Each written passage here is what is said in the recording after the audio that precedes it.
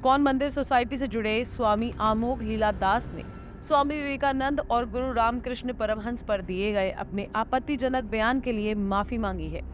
शनिवार को बयान जारी कर आमोग लीलादास ने कहा कि हाल ही में विवेकानंद पर मांसाहार को लेकर दिए गए बयान से जिन लोगों और संतों को आघात पहुंचा है, ये वीडियो उनसे क्षमा मांगने के लिए है।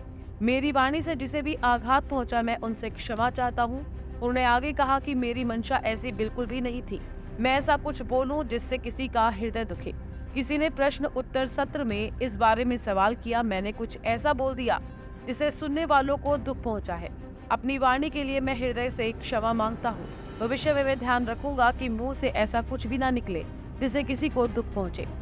इस कॉल से जुड़े स्वामी आमोग लीलादास का एक वीडियो सोशल मीडिया पर वायरल हो गया था, जिसमें वो स्वामी विवेकानंद के मछली खाने को लेकर सवाल उठाते हुए नजर आ रहे थे। वीडियो में स्वामी आमोग लीलादास ने कहा था कि एक सिद्ध पुरुष कभी भी किसी जानवर को नुकसान नहीं पहुंचाता।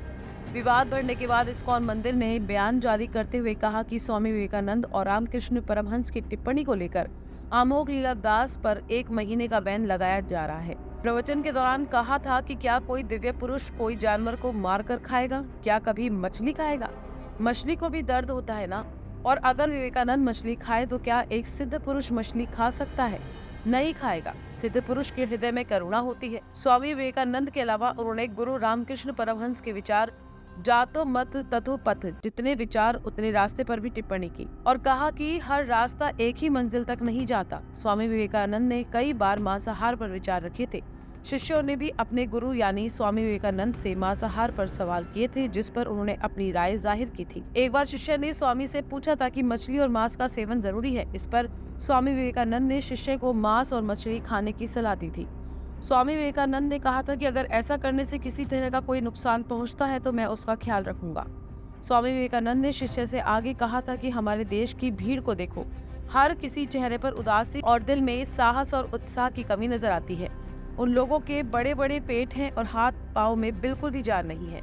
ये छोटी छोटी बातों पर डरने वाले कायरों का एक समूह है।